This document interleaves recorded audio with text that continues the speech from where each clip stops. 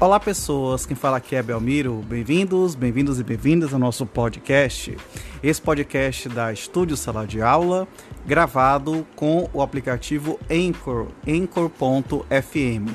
Então recomendo, se vocês quiserem acompanhar melhor nos podcasts, também produzir o seu próprio podcast, grave com o Anchor, em que você não tem que pagar nada e também não tem limite de armazenamento.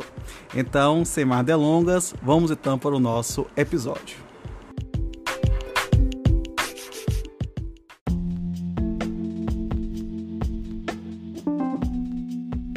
Capítulo 9. Da liquidação da sociedade. Artigo 1102. Dissolvida a sociedade e nomeado o liquidante, na forma do disposto neste livro, procede-se à sua liquidação, de conformidade com os preceitos neste capítulo, ressalvado o disposto no ato constitutivo ou no instrumento da dissolução. Parágrafo único. O liquidante, que não seja administrador da sociedade, investir-se-á nas funções averbada a sua nomeação no registro próprio.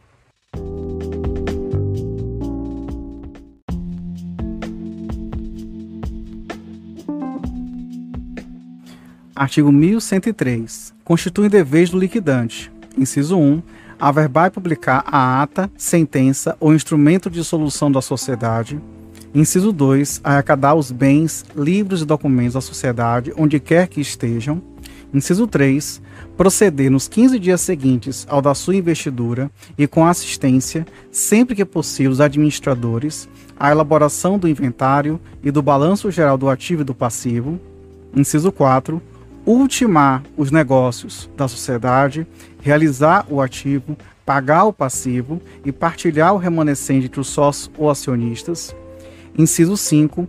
Exigir dos cotistas, quando insuficiente o ativo, a solução do passivo, a integralização de suas cotas e, se for o caso, as quantias necessárias, nos limites da responsabilidade de cada um e proporcionalmente à respectiva participação nas perdas, repartindo-se entre os sócios solventes e, na mesma proporção, o devido pelo insolvente. Inciso 6. Convocar a Assembleia dos Cotistas para a cada 6 meses para apresentar relatório e balanço do estado da liquidação, prestando contas dos atos praticados durante o semestre ou sempre que necessário. Inciso 7. Confessar a falência da sociedade e pedir concordata, de acordo com as formalidades prescritas para o tipo de sociedade liquidanda. Inciso 8. Fim da liquidação. Apresentar aos sócios o relatório da liquidação e as suas contas finais. Inciso 9. Averbar a ata da reunião ou da assembleia, ou instrumento firmado pelos sócios e considerar encerrada a liquidação. Parágrafo único. Em todos os atos, documentos ou publicações, o liquidante empregará a firma ou denominação, sempre seguida a cláusula em liquidação e de sua assinatura individual, com a declaração de sua qualidade.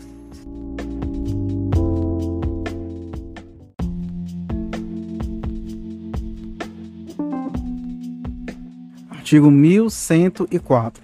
As obrigações e a responsabilidade do liquidante regem-se pelos preceitos peculiares a dos administradores da sociedade liquidanda.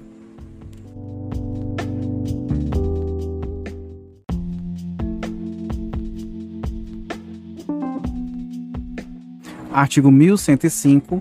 Compete ao liquidante a representar a sociedade e praticar todos os atos necessários à sua liquidação, inclusive alienar bens móveis ou imóveis, transigir, receber e dar quitação. Parágrafo único. Sem estar expressamente autorizado pelo capital social ou pelo voto da maioria dos sócios, não pode o liquidante gravar de R$11 os móveis e imóveis, contrair empréstimos, salvo quando indispensáveis ao pagamento de obrigações inadiáveis, nem prosseguir, embora para facilitar a liquidação, na atividade social.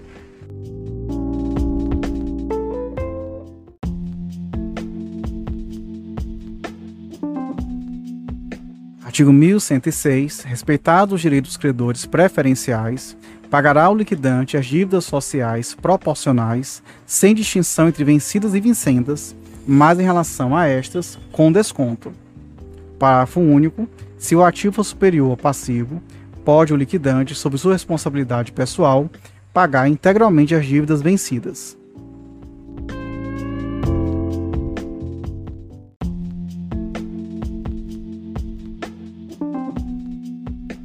Artigo 1107. Os sócios podem resolver, por maioria de votos, antes de ultimada a liquidação, mas depois de pagos os credores, que o liquidante faça rateios por antecipação da partilha, à medida em que se apurem os haveres sociais.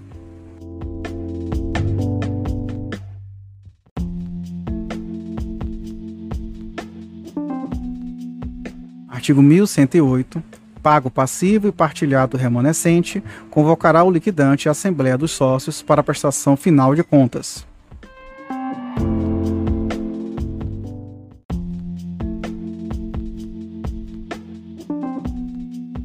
Artigo 1109. Aprovadas as contas, encerra-se a liquidação e a sociedade se extingue ao ser averbada no registro próprio da ata da Assembleia. Parágrafo único. O dissidente tem um prazo de 30 dias a contar da publicação da ata devidamente averbada para promover a ação que couber.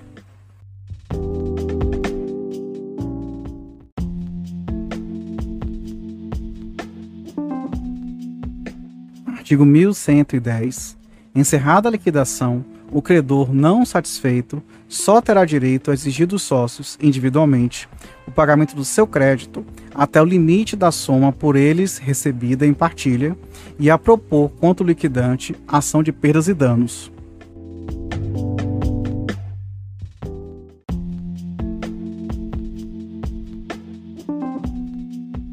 Artigo 1111. No caso de liquidação judicial, será observado o disposto na lei processual.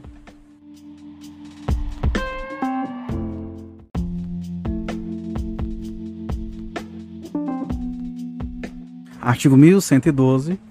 No curso de liquidação judicial, o juiz convocará, se necessário, reunião ou assembleia para deliberar sobre os interesses da liquidação e as presidirá, resolvendo sumariamente as questões suscitadas. Parágrafo único. As atas da Assembleia serão, em cópia autêntica, apensadas ao processo judicial.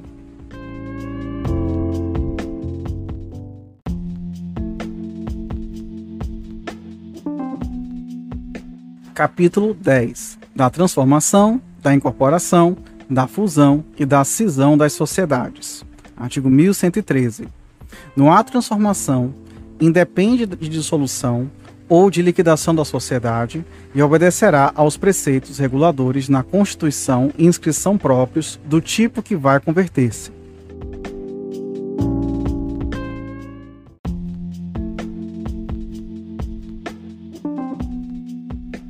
Artigo 1114.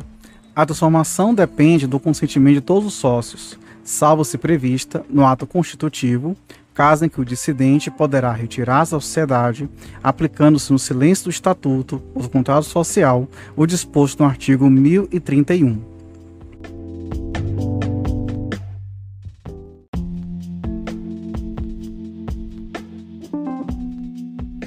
Artigo 1115. A transformação não modificará nem prejudicará, em qualquer caso, os direitos dos credores. Parágrafo único. A falência da sociedade transformada somente produzirá efeitos em relação aos sócios que, no tipo anterior, a eles estariam sujeitos se o pedirem os titulares de créditos anteriores à transformação e somente a estes beneficiará.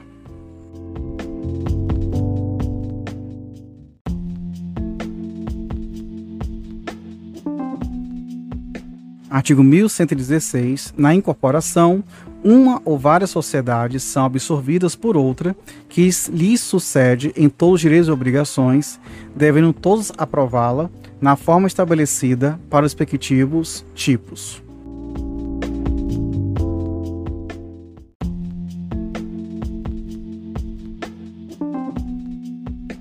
Artigo 1117. A deliberação dos sócios na sociedade incorporada deverá aprovar as bases da operação e o projeto de reforma do ato constitutivo. Parágrafo 1º. A sociedade que houver de ser incorporada tomará conhecimento desse ato e, se o aprovar, autorizará os administradores a praticar o necessário à incorporação, inclusive a subscrição em bens pelo valor da diferença em que se verificar entre o ativo e o passivo. Parágrafo 2º. A deliberação dos sócios na sociedade incorporadora compreenderá a nomeação dos peritos para a avaliação do patrimônio líquido da sociedade que tenha de ser incorporada.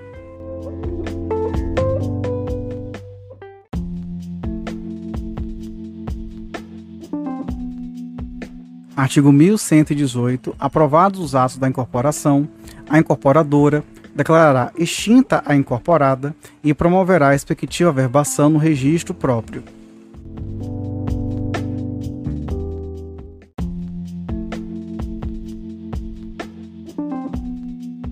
Artigo 1119.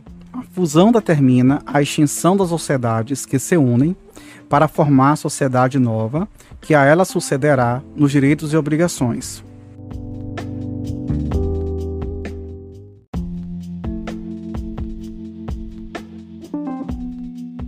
Artigo 1120. A fusão será decidida, na forma estabelecida para os respectivos tipos, pelas sociedades que pretendam unir-se. Parágrafo 1º. Em reunião à Assembleia dos Sócios de cada sociedade, deliberada a fusão e aprovado o projeto do ato constitutivo da nova sociedade, bem como o plano de distribuição do capital social, serão nomeados os peritos para a avaliação do patrimônio da sociedade. Parágrafo 2º. Apresentados os laudos, os administradores convocarão reunião à Assembleia dos Sócios para tomar conhecimento deles, decidindo sobre a constituição definitiva da nova sociedade. Parágrafo 3º. É vedado aos sócios votar o laudo de avaliação do patrimônio da sociedade de que façam parte.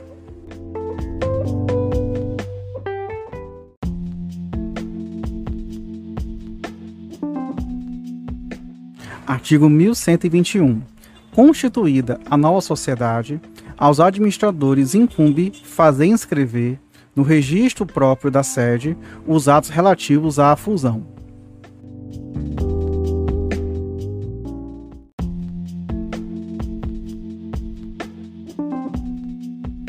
Artigo 1122. Até 90 dias após publicados os atos relativos à incorporação, fusão ou cisão, o credor anterior, por ela prejudicado, poderá promover judicialmente a anulação deles. Parágrafo 1º. A consignação em pagamento prejudicará a anulação pleiteada. Parágrafo 2º. Sendo ilíquida a dívida, a sociedade poderá garantir-lhe a execução, suspendendo-se o processo de anulação. Parágrafo 3º.